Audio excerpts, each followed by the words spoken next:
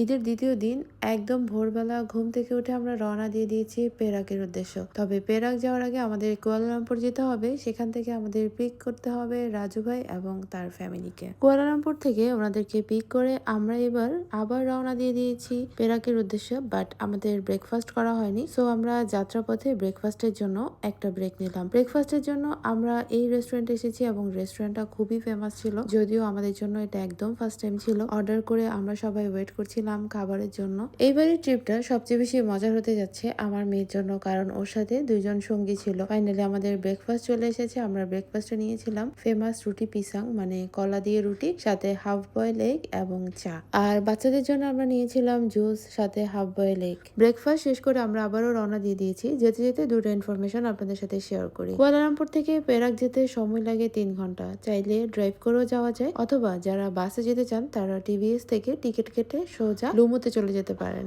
আর TVS থেকে লুমুতে ticket price হচ্ছে per head 38 ringgit করে। রাস্তার দুই পাশের অপরূপ সৌন্দর্য দেখতে দেখতে আমরা পৌঁছে গিয়েছি লুমুত জেটিতে। লুমুত জেটি থেকে আমরা পাঙ্করের জন্য শিপে উঠবো, কিন্তু লুমুত পৌঁছাতে পৌঁছাতে লাঞ্চের টাইম হয়ে গিয়েছে। লাঞ্চের জন্য চলে এসেছি জেটির পাশে খুবই ফেমাস একটা রেস্টুরেন্টে। এই রেস্টুরেন্টটা এত বেশি ফেমাস, রেটিং অনেক হাই ছিল, তো আমরা এই রেস্টুরেন্টটাতেই খেতে এসেছি এবং এত বেশি ভিড় ছিল, অর্ডার করার পরে প্রায় 30 থেকে 40 মিনিটস পরে আমাদের খাবার এসেছে। এন্ড অনেক বেশি ক্ষুধার্ত ছিলাম। ড্রিঙ্কসে আমরা নিয়ে নিয়েছি আইস লেমন টি সাথে কোল্ড ওয়াটার। মালয়েশিয়ায় খুবই কমন একটা ব্যাপার হচ্ছে যে কোনো কোল্ড ড্রিঙ্কস এর মধ্যে ওরা এক্সট্রা আইস দিয়ে দেয়। ফাইনালি আমাদের খাবার চলে এসেছে এন্ড আমরা সবাই নাসি আয়াম নিয়েছিলাম। নাসি আয়াম মানে হচ্ছে চিকেন উইথ রাইস। খাওয়া দাওয়া শেষ করে আমরা ডিরেক্ট চলে এসেছি টিকিট কাউন্টারে। ফেরির জন্য টিকিট কাটতে হবে, বাট এখানে এসে একটা স্ট্রাগল হয়েছে। সেটা হচ্ছে ওরা শুধুমাত্র ক্যাশ পেমেন্ট নিচ্ছিল, কোনো প্রকার কার্ড বা কিউআর একসেপ্ট করেনি। সো এই জন্য আমাদের একটু লেট হয়ে গিয়েছে। বাট ফাইনালি টিকিট নিয়ে এখন আমরা চলে যাচ্ছি আমাদের কার পার্ক করার জন্য।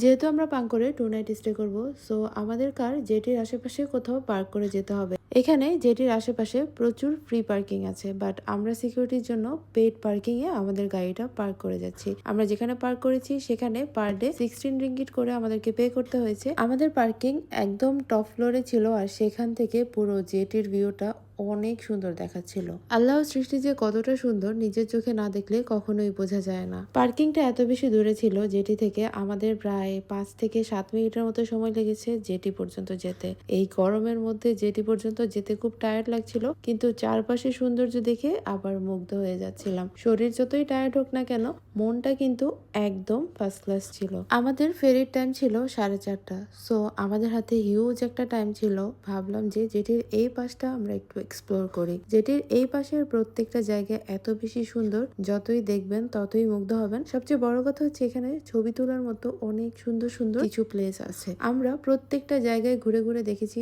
এবং এত বেশি সুন্দর লেগেছে প্রত্যেকটা জায়গা। নিজেদের হলিডে স্পেন্ড করার জন্য বেস্ট একটা প্লেস হচ্ছে এই জায়গাটা। আমি জানি না পাঙ্কর আইল্যান্ডে গেলে আমার কাছে কতটা ভালো লাগবে। এই পাশটাই এত সুন্দর, না জানি আইল্যান্ডটা কতটা সুন্দর হতে যাচ্ছে।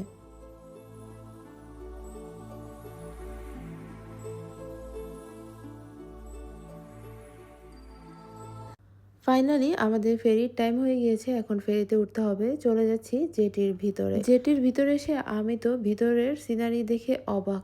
এত সুন্দর, জাস্ট বিউটিফুল, মানে কিছু বলার মতো ভাষা নেই। এত সুন্দর, যদি নিজে চোখে আপনারা না দেখেন তাহলে আপনারাও কখনো বিশ্বাস করতে পারবেন না। তবে আমরা একটু লেট হয়ে গিয়েছিলাম, যার জন্য আমরা কিউর একদম লাস্টের দিকেই ছিলাম। দেখতেই পাচ্ছেন কত লম্বা কিউ এবং অনেক মানুষ হলিডে স্পেন্ড করার জন্য যাচ্ছে পাঙ্কর আইল্যান্ডে। ফাইনালি আমরা শিপে চলে এসেছি, আর শিপটাও মোটামুটি ভালোই বড় ছিল এবং পুরা ফুল লোডেড ছিল শিপ। শিপে এসে আমরা আমাদের টিকিটের সিট নাম্বার দেখে আমাদের জন্য বরাদ্দ সিটে বসে পড়লাম। অন টাইমে শিপ স্টার্ট করে দিয়েছে।